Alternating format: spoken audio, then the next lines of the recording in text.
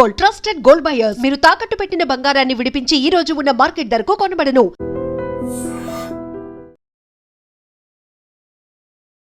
నమస్తే, welcome to I dream.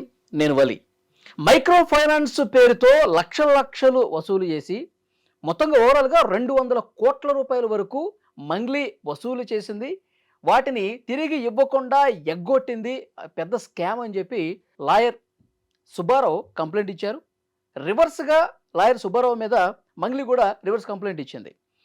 నన్ను defame చేయడానికి ప్రయత్నం చేస్తున్నాడు, హెరాస్ చేస్తా ఉన్నాడు, 10 లక్షల రూపాయల డబ్బులు కూడా డిమాండ్ చేశాడు, ఇతని మీద చర్య తీసుకోండి అని చెప్పి ఆమె కూడా కంప్లైంట్ ఇచ్చింది. ఈరోజు సిపి సజ్జనార్ గారిని కూడా కలిసి కంప్లైంట్ ఇచ్చింది అతని మీద చర్య తీసుకోవాలని. సో ఓవరాల్గా ఈ మంగ్లీ కేసు గురించి ఈ వీడియోలో మనం మాట్లాడదాం. కొన్ని సంచలన నిజాలు ప్రజలకు తెలియాల్సినటువంటి అవసరం ఉందని చెప్పి స్టూడియోకి వచ్చారు శేఖర్ భాషా గారు. మాట్లాడదాం. భాషా గారు నమస్తే అండి.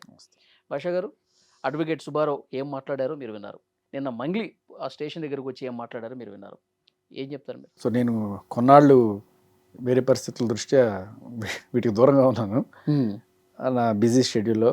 బట్ నిన్న వరుసపెట్టి ఫోన్లు వస్తుంటే అసలు ఏం జరిగిందని చెప్పి చూసినప్పుడు ఎవరు సుబ్బారావు అనే లాయరు చేశారంటే అసలు ఏంటి చూద్దామని పెడితే సుబ్బారావు అంటే సుబ్బు అడ్వకేట్, యాక్టివిస్ట్ కూడా. ఆయన చాలాసార్లు నేను కలిసాను ఆయన్ని, చాలా డిబేట్స్లో పాల్గొన్నా. I know him, very fire person. అంటే నాకు తెలిసినంత వరకు ఆయన ఒక మంచి కాజెస్ కోసం పోరాడే మనిషి, దాంట్లో డౌట్ లేదు. అయితే తర్వాత ఓన్లీ మీడియాలో వచ్చే న్యూస్ కాకుండా నేను గ్రౌండ్ లెవెల్లో అసలు ఏం జరిగింది అనేది, ఆ ఆఫీస్లో జరిగిన ఆ మీటింగు, ఆ పంచాయతీ అది ఏంటి అనేది కనుక్కునే ప్రయత్నం చేశాను. అక్కడ నాకు తెలిసిన వాళ్ళు కొంతమంది ఉంటారు. అక్కడ నాకు క్లియర్గా తెలిసిన సమాచారం ఏంటంటే చాలా గట్టిగా అరుపులు వినబడ్డాయి. పచ్చి బూతులు తిట్టినారు, గుద్దిచ్చి చంపించేస్తాం, యాక్సిడెంట్లో పోతావురా, నాకు ఆల్రెడీ కొన్ని మర్డర్ కేసులు ఉన్నాయి నా మీద, ఇటువంటి మాటలు వినబడ్డాయి అక్కడ. ఓకే, దీన్ని విన్న ప్రత్యక్ష సాక్షులు కొంతమంది. నాకు ఈ మాటలు అన్నది ఎవరండి? ఆ రూమ్లో పక్కన ఒక క్యాబిన్లో ఈ సెటిల్మెంట్ జరుగుతున్నప్పుడు పక్కన విన్నవాళ్ళు ఈ సుబ్బారావుని ఉద్దేశించి అన్నారు. అన్న వ్యక్తులు ఎవరో మరి తెలియదు, మాటలు అయితే ఇలా ఉన్నాయి. ఇది జరిగిన కొద్దిసేపు నేను అడిగాను, కొట్టారా సుబ్బుని అని అడిగాను. అంటే లేదు, కొట్టలేదు, చెయ్యి ఎవరు చేసుకోలేదు, కానీ చాలా గట్టిగా బెదిరించారు, డబ్బులు కూడా ఆఫర్ చేశారు. నేను విన్నది ఏంటంటే, ఐ డోంట్ నో, మీరు సబ్జెక్టు సుబ్బు గారు కరెక్షన్, ఆయన మరి బయట ఎక్కడో 20 లక్షలు అని చెప్పినట్టు విన్నాను. బట్ నేను అక్కడ విన్నది అంటే 2 కోట్ల దాకా ఆఫర్ చేశారు అన్నట్టుగా నాకు వస్తున్న సమాచారం. అంటే ఏమీ లేని దానికి అంత ఎందుకు ఆఫర్ చేస్తారు? ఇప్పుడు నీ తప్పు లేదు అనుకుంటే నేను అసలు ఎందుకు అక్కడికి వచ్చి సెటిల్మెంట్ మాట్లాడతావు నువ్వు? ఓకే, అసలు నాకు సంబంధమే లేదయ్యా అనుకున్నప్పుడు నువ్వు ఎందుకు అక్కడికి వస్తావు, ఎందుకు ఇతన్ని పిలిపిస్తావు, ఎందుకు ఇంత మాట్లాడతావు? 4 గంటలు జరిగిందట. సో ఈ ఆఫీస్కి పంజగుట్ట పిఎస్కి కూతవేటు దూరం, కరెక్ట్గా 100 మీటర్లు. ఈ లాయర్ సెటిల్మెంట్ జరిగిన చేయడానికి కూర్చున్న ఆఫీస్ స్టేషన్కి 4 అడుగులు నడుచుకొని పోతే పంజగుట్ట పిఎస్. సో అందరికీ ఇవ్వాలి అని చెప్పి నేను గట్టిగా పట్టుబట్టినట్టుగా కూడా వాళ్ళు విన్నట్టుగా నాకు తెలుస్తుంది. వీళ్ళు ఆఫర్ చేసినా సరే బాధితులకు న్యాయం చేయండి అని అన్నాడు. ఆయన అన్నాడు అనేది ఆయన చెప్పడం కాదు, అవతల పక్క క్యాబిన్లో వింటున్న వాళ్ళు చెప్పిన మాట. ఈయన నిలబడ్డాడు, లేదు నాకు డబ్బులు అవసరం లేదండి, వాళ్ళకి ఇవ్వండి, వాళ్ళకి న్యాయం చేయండి. ఒకానొక స్టేజ్లో అందరికీ కాకపోయినా ఇగో వీళ్ళకైనా న్యాయం చేయండి. మళ్ళీ అట్ ద సేమ్ టైం ఆయన క్లయింట్స్ చూసుకున్నాడు. అతను ఎవరైతే కలిసి మాకు న్యాయం చేయండి అన్నారో కనీసం వాళ్ళకైనా ఇప్పించండి, మిగతా వాళ్ళ సంగతి నాకు తెలియదు, నాకు సంబంధం లేదు, బట్ వీళ్ళకైనా చేయండి అంటే ఇక్కడ మళ్ళీ ఎథిక్స్ పరంగా సుబ్బుని గట్టిగా ప్రశ్నించాలి.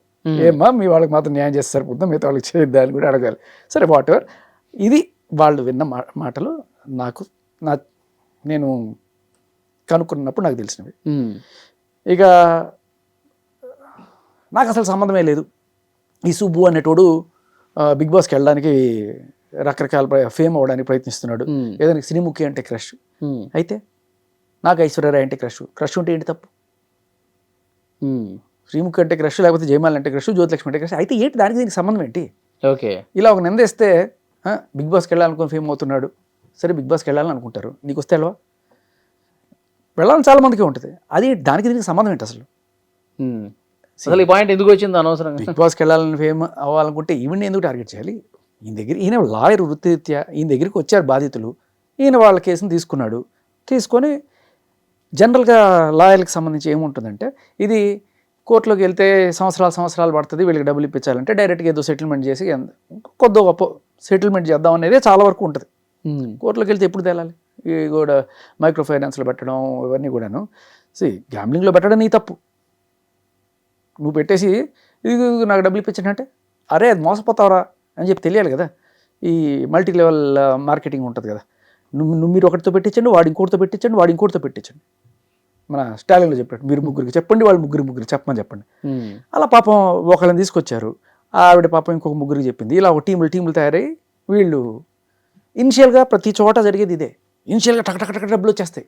1-2-3 నెలలు అబ్బా వచ్చేస్తుంది ప్రతి ఒక్కడికి ఆశ. ఇక్కడ ప్రధాన శత్రు ఆశ, మనిషికి దురాశ. సో వీళ్ళందరూ వచ్చి పెట్టిన తర్వాత ఇప్పుడు లబ్బోదివ్వమంటున్నారు. వాళ్ళు పెట్టింది కూడా మంగ్లీ గారిని చూసే పెట్టాము, మంగ్లీ గారి పేరు ప్రస్తావించారు, వీళ్ళందరూ డబ్బులు అడిగేవాళ్ళు. మంగ్లీ గారు హోటల్ స్టార్ట్ చేస్తున్నారు, తర్వాత పబ్ స్టార్ట్ చేస్తున్నారు, ఆసుపత్రి జరుగుతుంది. సో మీరు డబ్బులు పెడితే మీకు అత్యధికంగా లాభాలు వస్తాయి, ఆ లాభాలు మీకు ఇస్తాం. మంగ్లీ గారు ఇంటికి కూడా ఒకరోజు తీసుకెళ్లారంట కదా. అంటే ఇప్పుడు ఇది మామూలుగా ఏదో ముఖం తెలియని వాడు చెప్పడం కన్నా, ఇప్పుడు వీళ్ళు ఉంటారు, విరాట్ కోహ్లీ ఇది తాగేసి మీరు తాగండి భలే ఉంటుంది. ఆయన ఎప్పుడు అది తాగని కూడా తాగడు కనీసం. అమితాబ్ బచ్చన్ చెప్పాడు, సోను సూద్ చెప్పాడు, అలాగే మంగ్లీ చెప్పింది. అది వేరు. అంటే ఒక బ్రాండ్ ప్రమోషన్ చేయడం అనేది వేరు. అది చేసిన దానికే కదా మనం అదే పంజగుట్ట పీసులు కేసులేనాయి. ఈ Bigg Boss celebrities gambling promote చేశారని చెప్పి వాళ్ళ మీద కేసులు అయినాయి కదా. సో ప్రమోట్ చేయడం వేరు, ఆ ప్రమోట్ చేసే కంపెనీ ఏదో ఉంది, వీడి మధ్యలో ఒక బ్రాండ్ అంబాసిడర్గా తీసుకోవడం వేరు. ఇక్కడ నీ ఇంటి వాళ్ళే, నీ తమ్ముడు, నీ చెల్లెలు, ఆవిడికి చేసుకోవాలనుకున్న సంబంధం కలుపుకోవాలనుకున్న వ్యక్తి, వీళ్ళందరే ఉన్నారు కదా అక్కడ. అవును. Just brand ambassador, you are somehow related to this అనేది అర్థమవుతుంది. మొన్న రీసెంట్గా ఒక పాట వచ్చింది, చాలా మంది క్రిటిసైజ్ చేశారు. ఆ స్థాయి నీ స్థాయి వ్యక్తి నిన్ను అంత గౌరవించి, ప్రజలు గౌరవించారు, అవార్డులు ఇచ్చారు. మా తెలంగాణ ఫోక్ సింగర్, ఆవిడ పుట్టింది గుత్తిలోనే ఎక్కడో, రాయలసీమ అయినా కూడా తెలంగాణ ఓన్ చేసుకుంది. ఆవిడని ఓన్ చేసుకుని హక్కును చేర్చుకొని ఇంత పెట్టుకుంటే, అలాగే పక్క రాష్ట్రం అయినా సరే వాళ్ళు కూడా మా రాష్ట్రం అమ్మాయి అని చెప్పి గుర్తించి ఆ తిరుమల తిరుపతి దేవస్థానానికి అంతా చేస్తే, మీరు వెళ్ళి అటువంటి బూతుపాటలు ఇటువంటివన్నీ బాడి ఒకటి ఆవిడ ఇమేజ్ని ఆవిడే దిగజార్చుకుంది. ఎందుకు? అసలు ఈ కేసులో అదొకటే కాకుండా కొన్నాళ్ళ క్రితం 150 కోట్లు వాళ్ళ ఇంట్లో దొరికాయి అని చెప్పి దీని రిలేటెడ్. సో ఇప్పుడు వీళ్ళు ఇస్తున్న కంప్లైంట్కి దానికి అప్పుడు 150 కోట్లు ఎందుకు వచ్చింది ఎవరికి అర్థం కాల. ఇప్పుడు ఈ కేసుకి వెళ్ళినప్పుడు మనకు తెలుస్తుంది. ఇక్కడ చాలా ఇంపార్టెంట్ థింగ్, మళ్ళీ ఈయన సుబ్బారావు వెళ్ళి అక్కడ కేసు పెట్టాడు పంజగుట్ట పిఎస్లో, వెంటనే ఎఫ్ఐఆర్ కూడా అయింది, విచ్ ఇస్ వెరీ గుడ్. ఎందుకంటే అక్కడ చాలా మంచి ఆఫీసర్స్ ఉన్నారు. ఎస్హెచ్ఓ రామకృష్ణ గారు అనుకుంటా, ఆయన I have seen him in action, very genuine, very sincere, very honest officer ఆయన. సో ఆయన ఈ సాక్ష్యాలు చూసి వెంటనే జనరల్గా వెళ్ళి ఒక మగాడు వెళ్ళి ఒక ఆడది నన్ను కొట్టేసింది తిట్టేసింది అంటే తీసుకోరు కేసు. మీరే కదా చెప్తున్నా. But he felt that there is something substance in it and case తీసుకున్న తర్వాత అంటే కేసు పెట్టి ఏదో రకంగా కాంప్రమైజ్కి తీసుకొచ్చి చేసుకుందాం అని చెప్పి అదొక ఆలోచనలు ఉంటాయి కదా. మీ ఇంకో విషయం కూడా నాకు అక్కడి నుంచి వస్తున్న ఇన్ఫర్మేషన్ ఏంటంటే, ఈయన ఆ గొడవ అయిపోయిన తర్వాత ఆ పర్టికులర్ పంజగుట్ట పిఎస్ బ్యాక్ సైడే వీళ్ళ ఆఫీసు, అక్కడ గొడవ అయిపోయి అక్కడి నుంచి నడుచుకొని వచ్చేస్తుంటే ఈయనకి ఫోన్ల మీద ఫోన్లు అంట, అన్నా వద్దన్నా పిఎస్ వెళ్ళొద్దన్నా, కంప్లైంట్ చేయొద్దన్నా, ఆగన్నా మాటినన్నా అని చెప్పి నాన్ స్టాప్గా కాల్స్ అంట అని వాళ్ళు చెప్పారు నాకు. సుబ్బు కూడా చెప్పింది కదా, వాళ్ళు చెప్పిన మాట. ఓకే. తర్వాత నేను ఇంటర్వ్యూ చూస్తుంటే సుబ్బు షోయింగ్, నేను ఒక్కసారి కూడా కాల్ చేయలేదు, ఆవిడే ఎన్నిసార్లు కాల్ చేస్తుంది, ఆవిడే కాల్ చేసి ఆవిడే ఈయన మీద కేసు ఎట్లా పెడుతుంది. నార్సింగ్ పిఎస్లోనే చెప్పాలి మరి, నార్సింగ్ పిఎస్ ఫేమస్ కదా మనకి, చాలా ఫేమస్. డ్రగ్ పెడ్లర్లు 45 రోజులు చెంచలు కూడా జైల్లో ఉండొచ్చేసిన వాళ్ళు కూడా హీరోల మీద కేసులు పెట్టగలిగిన పిఎస్. ఒకటి కాదు కదా, 5 ఏళ్ల తర్వాత ఒకరు వచ్చి నేను చిన్నప్పుడు నా మీద అత్యాచారం చేశారని చెప్పి కేసు పెడతారు. ఇటువంటి కేసులకి నిలయం మన నార్సింగి పిఎస్. ఓకే. కాదు సార్, ఇప్పుడు మంగ్లీ కేసులో ఇంత జరిగిన తర్వాత అసలు నా ఇన్వాల్వ్మెంట్ ఎక్కడుంది, అసలు నేను ఎక్కడున్నాను, నేను ఎవరినన్నా డబ్బులు అడిగానా, నా పాత్ర ఏంటి, ఇవేమీ లేకుండా నన్ను ఎట్లా బదనాం చేస్తారు, నన్ను ఎట్లా ఇందులో ఉన్నానని ఎట్లా క్వశ్చన్ చేస్తారని అడుగుతున్నాను. అది అడిగడానికి అసలు నువ్వు అక్కడ కూర్చొని 4 గంటలు పంచాయతీ ఎందుకు చేస్తావు? ఇక్కడ వేరే ఏ సాక్ష్యాలు అక్కర్లా, ఆవిడే పెద్ద సాక్ష్యం ఇచ్చింది. నీ అంతటికి నువ్వే అక్కడికి వచ్చి కూర్చున్నావంటే దాని అర్థం ఏంటి? సెటిల్మెంట్ మాట్లాడడానికి ఎవరు వస్తారు? అసలు నీకేం సంబంధం లేదయ్యా, నువ్వు ఎందుకు వస్తావు సెటిల్మెంట్ మాట్లాడడానికి? అరే పోరా, నాకేంటి సంబంధం, ఎవరి చూసుకోపో అంటావు. అమ్మో నా మీదకి ఏదో వచ్చేస్తుంది అయిపోతుంది అనుకుంటేనే నువ్వు వెళ్ళి సెటిల్మెంట్ కూర్చుంటావు. ఓకే. కూర్చొని అన్నిసార్లు ఫోన్లు చేసి వెనక్కి రా అని ఎందుకు పిలుస్తావు? పిఎస్కి వెళ్తుంటే వెళ్ళిపోయాడు, తెగిపోయింది, ఇప్పుడు ఏ రకంగా మేనేజ్ చేసుకోవాలి అనే కారణమా? ఇప్పుడు జనాలకి అందరికీ కూడా మెయిన్ డౌట్ నాకు ఎక్కడ ఇదేంటంటే కొన్నిసార్లు అంటే ఈవిడకున్న పొలిటికల్ ఇన్ఫ్లుయెన్స్ మనందరికీ తెలిసిందే. పాలిటిక్స్ ప్లే చేయడం, మన దేశంలో పాలిటిక్స్ ఎలా ప్లే చేస్తారో నీకు తెలుసు కదా. ఒకటి లేడీ కార్డు, ఇంకొకటి దళితుల కార్డు, ఇవి రెండు కూడా. అందుకనే జనరల్గా కేసులు ఒక దళితుడిని పట్టుకొని అన్నారు, ఒక మహిళను పట్టుకొని అన్నారు, ఇక్కడి నుంచి మొదలవుతుంది రాజకీయం. ఒక గిరిజన మహిళను పట్టుకుని ఇట్లా ఇబ్బంది పెడతారా? అది వేరే వాళ్ళని పట్టుకుని ఇబ్బంది పెట్టచ్చా? పొలిటికల్ గేమ్ ఆడడం నేర్చుకున్నారు ఓవర్ పీరియడ్ ఆఫ్ టైం జనాలందరూ కూడా. ఎస్పెషల్లీ ఇప్పుడు సుబ్బుకు ఫోన్ చేసినప్పుడు కూడా కేంద్ర మంత్రి ప్రస్తావన తీసుకొచ్చారని, ఎమ్మెల్యే కొడుకు ప్రస్తావన తీసుకొచ్చారని ఇది కూడా చెప్తా ఉన్నాడు ఆయన. ఇంకొకటి షాకింగ్ విషయం ఏంటంటే కొన్నాళ్ళ క్రితం ఈవిడ బర్త్డే రోజున పార్టీ కోసం పోలీసులు అక్కడికి వెళ్ళి డ్రగ్స్ ఏవో వాడుతున్నారు అని చెప్పి కలకలం జరిగింది. ఆ తర్వాత కేసు ఏమైందో ఎవరికి తెలియదు. పాటలు అయితే పాడావు కదా, ఇటువంటి అసభ్యకరమైన పాటలు. ఇప్పుడేమైంది, సద్గురు లాంటి వాళ్ళు కూడా ఈసారి శివరాత్రికి పిలవలేవండి, నో ఎంట్రీ. ప్రతి సంవత్సరం కూడా ఆవిడ అక్కడ వచ్చి ఎంత గౌరవం కోల్పోయింది కదా. ఎందుకు? Just because they felt she is involved in this kind of ఆవిడ బర్త్డే రోజున డ్రగ్స్ లేకపోతే ఇది కలకలం వచ్చింది కాబట్టి. సద్గురు నెట్వర్క్ చాలా స్ట్రాంగ్ ఉంటుంది, వేలాది మంది ఫ్యాన్ బేస్ కదా ఆయనకి. సో పోలీసుల నుంచి తప్పించుకోవచ్చు కానీ అక్కడి నుంచి తప్పించుకోలేరు. ఆయనకి ఖచ్చితంగా ఇన్ఫర్మేషన్ ఉంటుంది. నువ్వు తప్పు చేయలేదంటే ఖచ్చితంగా ఆయన నేను కుంచేర్చుకుంటాడు, ఉంది అంటే మాత్రం ఖచ్చితంగా దూరం పెడతారు. అదే మనకి. సో ఆ రకంగా అక్కడ ఇప్పుడు ఈ కనెక్షన్లో ఆయన పంజగుట్టకి వెళ్ళినప్పుడు నేను షాక్ అయిన విషయం ఏంటంటే ఆయనకి డ్రంక్ అండ్ డ్రైవ్ టెస్ట్ చేశారు. ఆయన రోడ్డు మీద ఉన్న బండి నడుపుతున్నాడా? రోడ్డు మీద బండి నడుపుతున్నాడు ఆయన. అంటే తాగేసి వచ్చి నువ్వు ఏమైనా కంప్లైంట్ ఇవ్వడానికి వచ్చావా? వెరీ గుడ్, చాలా మంచి ప్రాక్టీస్. ప్రతి స్టేషన్లోనూ ప్రతి కంప్లైంట్ ఇచ్చేవాళ్ళు మీరు టెస్ట్ చేయండి, తాగేసి వచ్చి ఇస్తున్నాడా అని చెప్పి. అసలు పోలీసులకు ఆలోచన ఎందుకు వచ్చిందండి? ఆలోచన వాళ్ళకి ఎందుకు వచ్చింది అన్నాడు, వెళ్తూ మనకి ఎందుకు రాలేదు ఇన్నాళ్ళని సిగ్గుపడాలి మనం. నిజంగా చెప్తున్నా, ఖచ్చితంగా చేయాలి, మంచి ప్రాసెస్. కానీ ప్రతి ఒక్కరికి చేస్తున్నావా నువ్వు, ఎందుకు సుబ్బుకే చేసావు అంటే రాత్రికి రాత్రి ఈవిడ వెంటనే అక్కడికి వెళ్ళి కేసు పెట్టడం, ఈయన ఒక్క కాళ్ళు లేకపోయినా కూడా ఈయన ఆవిడని థ్రెటన్ చేశానని చెప్పి అక్కడ వెళ్ళి ఎఫ్ఐఆర్ చూపించడం. కార్డులు ఉన్నాయి కదా మనకి గట్టిగా, మహిళా కార్డు వాడచ్చు. నన్ను పర్సనల్గా కలవమన్నాడు, 10 లక్షల రూపాయలు డబ్బులు డిమాండ్ చేశాడు, ఇవన్నీ కూడా చెప్పారు కదా. బట్ ప్రూఫ్ చూపించాలి కదా. సుబ్బు చూపిస్తున్నాడు కదా ప్రూఫ్లో, ఇదిగోండి చూడండి ఇన్ని కాల్స్, నేను ఒక్క కాల్ చేశాను చూపించమానండి అడుగుతున్నారు కదా. సో మగాడు కేసు పెట్టాలంటే 100 సాక్ష్యాలు కావాలి, ఆడవాళ్ళు కేసు పెట్టాలనుకుంటే నోటి మాట చాలు. అందులోని సెలబ్రిటీస్, మన సజ్జనార్ గారు మొన్న ఒక వీడియో రిలీజ్ చేశారయ్యా. సజ్జనార్ గారు ఏమంటున్నారంటే ఆడపిల్లలు చాలామంది మోసపోతున్నారు, మా దగ్గర రకరకాల కేసులు వస్తున్నాయి పాపం, యూట్యూబ్ అది ఫేస్బుక్లోను ఇన్స్టాగ్రామ్లోను అబ్బాయిలంట షారుఖ్ ఖాన్ సల్మాన్ ఖాన్ లాంటి ఫోటోలన్నీ పెట్టేసి వాళ్ళని మభ్యపెట్టేసి వాళ్ళతో డబ్బులన్నీ ఇప్పించుకొని వాళ్ళని వాడుకొని చేస్తున్నారు. ఇటువంటి కేసులు చూస్తే నాకు చాలా బాధేస్తుంది. అమ్మాయిలు మీరు ఎవరన్నా సరే మీరు వచ్చి కేసులు పెట్టండి ఇటువంటి వాళ్ళ మీద, వాళ్ళు ఎక్కడున్నా సరే వాళ్ళందరినీ తీసుకొచ్చి, ఎంతమంది అయితే అబ్బాయిలు అంతమందిని తీసుకొచ్చి లోపలేసేస్తాం అని చెప్పారు. ఈ ఫెసిలిటీ ఆడవాళ్ళకైనా సార్ మగవాళ్ళకి లేదా అని అడుగుతున్నాను నేను. అంటే ఇప్పుడు నిజంగా మగాళ్ళు కూడా బాధితులుగా ఉన్న సందర్భాలు ఉన్నాయి కదా, హనీ ట్రాపుల్ చేసి. లేదు, నీకు ఇక్కడ ఏంటంటే మగాళ్ళకి చెప్పాల్సిన అవసరం ఏంటి? ఇప్పుడు కేసులు ఎక్కువ ఎవరు వస్తున్నాయి, ఆడవాళ్ళే వస్తున్నాయి, మగాళ్ళు రావట్లేదు అనేది పోలీసుల వాదన. కానీ మగాళ్ళ కేసులు ఎక్కడ తీసుకుంటున్నారు సార్ మీరు? మగాడిచ్చే కేసులే తీసుకోరు కదా. మీరు కేసులు తీసుకోరు కాబట్టి ఈ కేసులే ఉన్నాయి కాబట్టి ఇదే ప్రాజెక్ట్ చేస్తారు. నిజం చెప్తే సూసైడ్ రేటు 3 మగాళ్ళు చచ్చిపోతుంటే ఒక ఆడవాళ్ళు ఉన్నారు. ఇంతకన్నా ఏం కావాలి? అంటే ఆయన మాటల్లో నేనేమో అంటే మోసపోయేవాడు మగాడ ఆడదా జెండర్ ఏంటి సార్? ఎవరైనా కావచ్చు.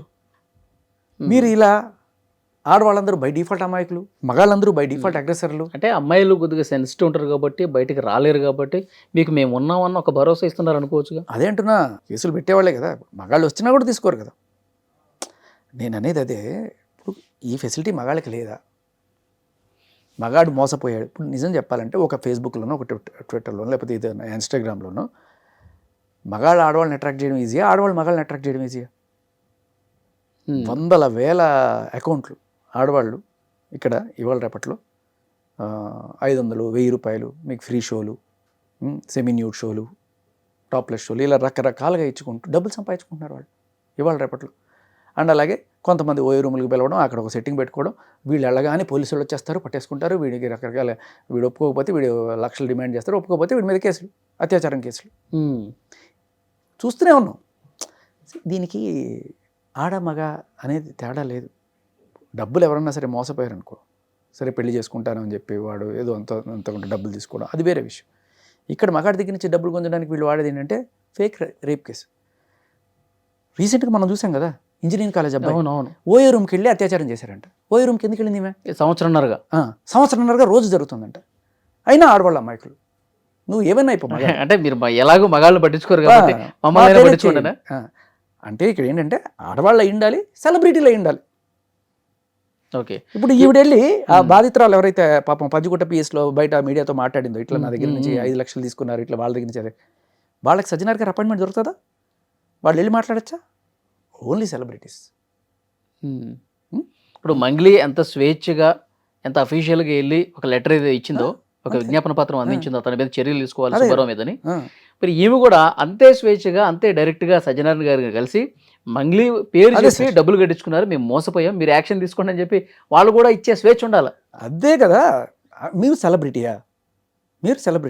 మీరు మగాళ్ళు అంటే అట్లా తీసుకోరు. మీరు అదే ఓపెన్గా చెప్పేశారు కదా. నేను ఆడవాళ్ళు మీకు అన్యాయం జరిగితే మేము అంటే, మగాళ్ళకి అన్యాయం జరిగితే మేము లేవు. ఇప్పుడు ఈ కేసులో సార్ ఇక్కడ పాయింట్, చాలా ఇంపార్టెంట్ పాయింట్ చెప్తాను మీకు. ఈయన పిఎస్కి వెళ్తే డ్రంక్ అండ్ డ్రైవ్ టెస్ట్ చేశారు. ఈయనకి ఏ రోజైనా సరే డ్రంక్ అండ్ డ్రైవ్ కేసులు ఉన్నాయా? ఇంతకుముందు ఎక్కడైనా సుబ్బు మీద డ్రగ్స్ కేసులు ఉన్నాయా? లేవు. సస్పెక్షన్ ఉందా కనీసం? లేదు. ఈవిడ బర్త్డే పార్టీలో కలకరం రేగింది డ్రగ్స్ గురించి అని చెప్పి ప్రపంచమంతా న్యూస్ వెళ్ళింది. సద్గురు లాంటి వాళ్ళే ఆవిడని రానికుండా చేసిన నేపథ్యంలో ఈవిడ నార్సింగ్ పిఎస్కి వెళ్ళినప్పుడు ఈవిడికి ఎందుకు టెస్ట్ చేయలేదు? సుబ్బారావు చేసినప్పుడు మంగ్లీకి ఎందుకు చేయలేదు? ఎందుకు చేయలేదు? అమ్మాయిని అవమానిస్తారా సార్? అదే కదా మగాడంటే బై డిఫాల్ట్ అని కొట్టుకో, వాడు న్యాయవాదైనా ఏమైనా సరే అంతే. ఆయన ఓపెన్గా చెప్పారు కదా, ఆడవాళ్ళకి మేము ఉన్నాం, మగాళ్ళు మీరేమైనా అయిపోండి. ఇప్పుడు ఈ కేసులో ఏం జరగబోతుంది సార్? అదే అంటున్నా, నాకు బయటపడే అవకాశం ఉందా? నాకు ఎందుకంటే ఐ పర్సనల్లీ నేను ఎందుకంటే పంజగుట్ట పిఎస్లో ఎస్హెచ్ఓ రామకృష్ణ గారు నేను పర్సనల్గా కలిసా. లిటరల్లీ ఒక పేట్రియాట్ని చూసాను ఆయనలో, నిజంగా ఒక దేశభక్తి. ఆయన ఏదైనా కొనాలన్నా కూడా మేక్ ఇన్ ఇండియా అని కొంటున్నాడు ఆయన. ఉన్న కాసేపట్లో నేను గమనించిన మనిషి, ఆ వ్యక్తిత్వం అంత సిన్సియర్ ఆయన. అటువంటి పిఎస్ పరిధిలో ఇంత ఇది ఎలా జరిగిందనే నాకు ఆశ్చర్యం వేసింది. అంటే సుబ్బు లాంటి లాయర్ వచ్చి పెడితే ఆయన లోపల రానివ్వకపోవడం, ఆయన కొంచెం తక్కువ చేయడం, డ్రంక్ అండ్ డ్రైవ్ టెస్ట్ చేయడం ఏంటండి? డ్రంక్ అండ్ టెస్ట్ చేయడం అంటే చాలా మందిలో ఒక అనుమానం ఉంది, ఏమన్నా కొంతమంది ఏమన్నా మంగ్లీకి అనుకూలంగా వ్యవహరిస్తున్నటువంటి అనే సంకేతమే వెళ్తుంది కదా. ఇప్పుడు పోలీస్ స్టేషన్లో న్యాయం చేయడమే కాదు, న్యాయం చేస్తున్నట్టు ప్రజలకి తెలియడం కూడా చాలా ఇంపార్టెంట్. ఇది న్యాయం చెప్తుంది, చట్టం చెప్తుంది. మీరు న్యాయం చేయడమే కాదు, న్యాయం చేస్తున్నామని ప్రజలకు తెలియాలి. ఎప్పుడైతే ఇటువంటిది జరుగుతుందో ఇక్కడ అందరికీ డౌట్ వస్తుంది. ఒక డౌట్ రేకెత్తిచ్చే విధంగా ఉండింది ఆ డ్రంక్ అండ్ డ్రైవ్. ఏదైనా డ్రంక్ అండ్ డ్రైవ్ కూడా కాదు కదా, సడన్గా అది ఎక్కడి నుంచి వచ్చింది? ఉన్న పళంగా రీడింగ్ కూడా తెలియదంట కదా, 25 పాయింట్స్ ఎంతో వచ్చినాయి. ఎంతో నేను వచ్చే ముందే కాఫీ తాగొచ్చాను, వీళ్ళు పెట్టి చూశారు. అదే పాయింట్ ఏంటంటే, మొన్న లావణి దొరికింది, డ్రగ్స్ టెస్ట్ చేశారా? చేయరు. 45 రోజులు చెంచల్గూడలో జరిగింది. ఈ రోజు దాకా ఈ 12 కేసుల్లో ఆవిడ వెళ్ళి పోలీస్ స్టేషన్లో కేసులు పెట్టడానికి వెళ్ళినప్పుడైనా సరే కనీసం ఈవిడ డ్రగ్స్ మత్తులో పెడుతుందా, నిజంగా పెడుతుందా అని చెప్పి టెస్ట్ చేశారా? నన్ను దాడి చేయడానికి వచ్చిన రోజు ఫుల్గా మందు కొట్టి డ్రగ్స్ చేసుకొని వచ్చి అంతా పచ్చి బూతులు మాట్లాడుతూ రోడ్డులో అర్ధరాత్రి 11:30కి అటాక్ చేసినప్పుడు కనీసం పోలీస్ స్టేషన్లో ఆవిడ తీరు చూడగానే అర్థమైపోతుంది ఫుల్గా తాగేస్తుంది. కనీసం డ్రగ్ టెస్ట్ చేశారా? అంత పేరు మోసిన ఆవిడ కదా, 45 రోజులు చెంచల్ కూడా జైల్లో పెట్టారు కదా. ఈవిడకి మంగళి ఏమి, ఆవిడ కూడా ఒక కేసు అంటుకుంది కదా బర్త్డే రోజున. మరి సుబ్బుకి ఎందుకు చేశారు, ఈవిడికి ఎందుకు చేయరు? బేసికల్లీ ఏంటంటే ఇక్కడ మీరు అన్నట్టు ఆడవాళ్ళు సార్, మీరు ఏమైనా చేసుకోండి, మందు కొట్టండి, డ్రగ్స్ చేయండి, మేము మిమ్మల్ని ఏం క్వశ్చన్ చేయం, మిమ్మల్ని ఏం అడగం. మీరు కంప్లైంట్లు ఇస్తే మేము పెట్టేస్తాం, అంతేనా? అంతే కదా. ఏ సాక్ష్యం ఉందని ఈయన మీద పెట్టారు కేసు? ఏ సాక్ష్యం చూపించారు ఈ రోజు దాకా? ఆవిడ చెప్పిన 2 ముక్కలు, శ్రీముఖి అంటే క్రష్, బిగ్ బాస్కి వెళ్ళాలనుకుంటారు. ఇవే సాక్ష్యాలు.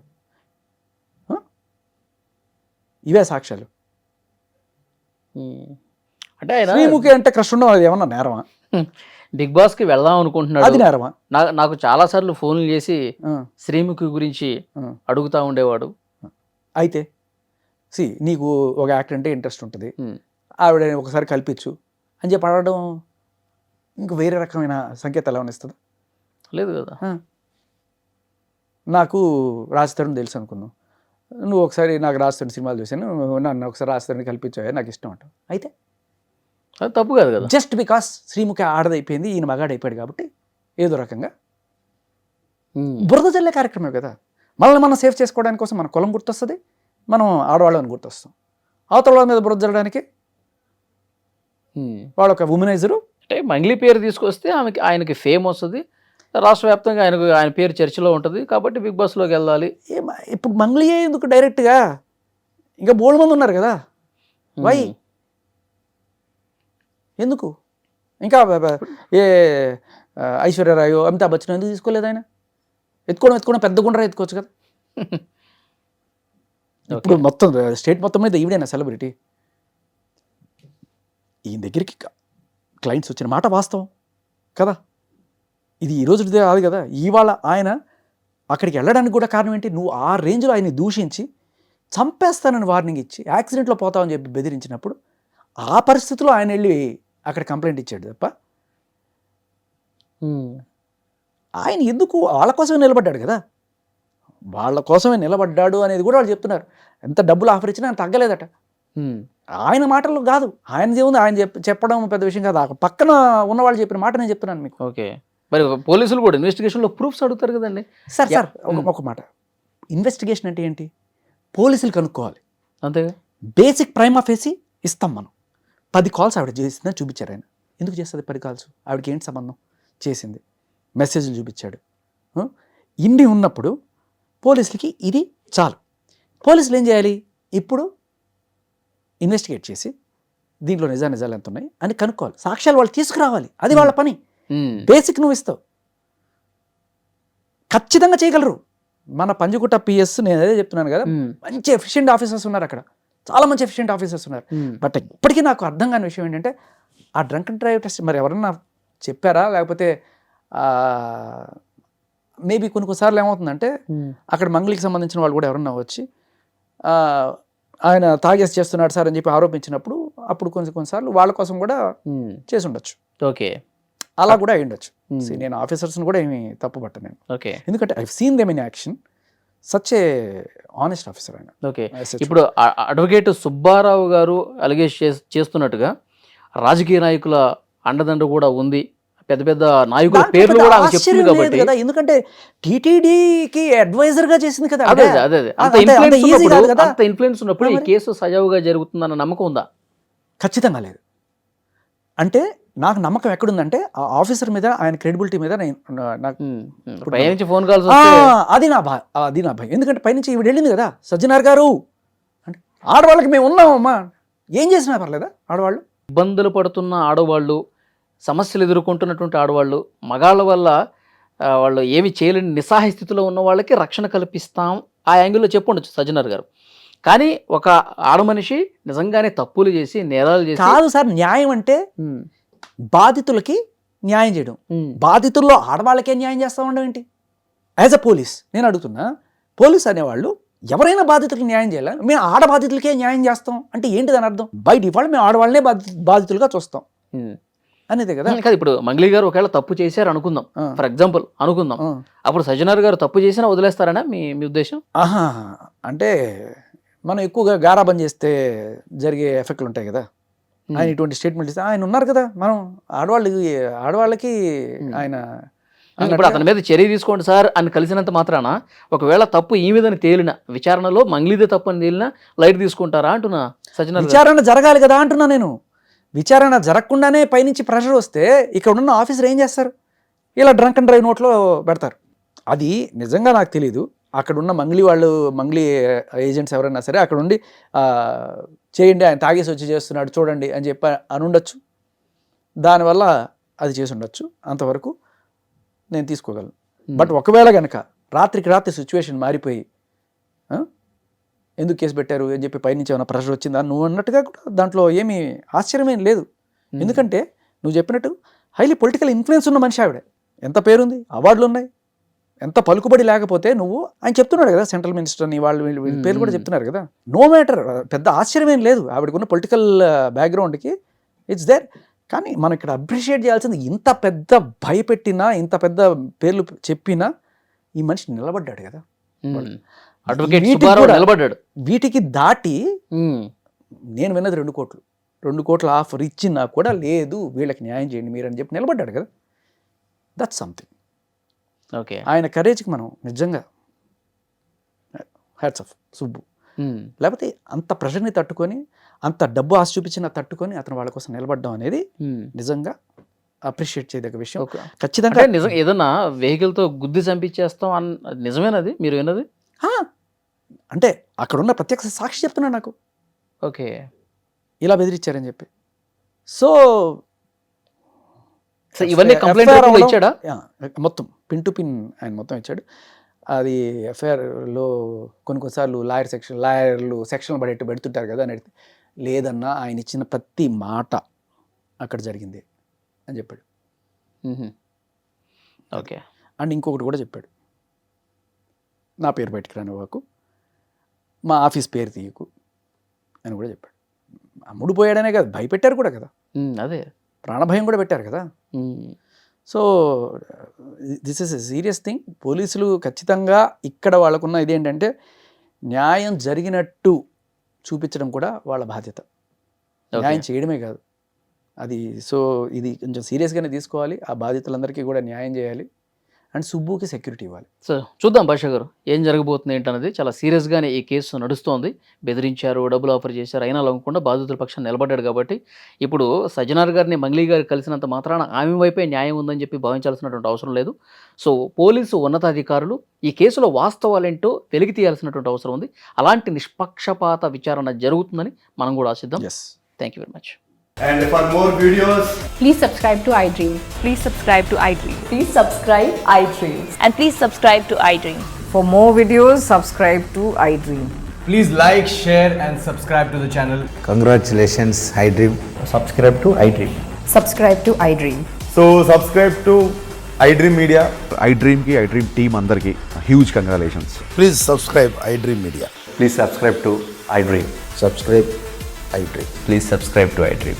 iDream అంటే నా కళల ఛానల్ను సబ్స్క్రైబ్ చేసుకున్న నోరు తిరుగుతలేదు, మీరైతే గంట గుర్తు కొట్టండి. For more such videos, please subscribe to iDream.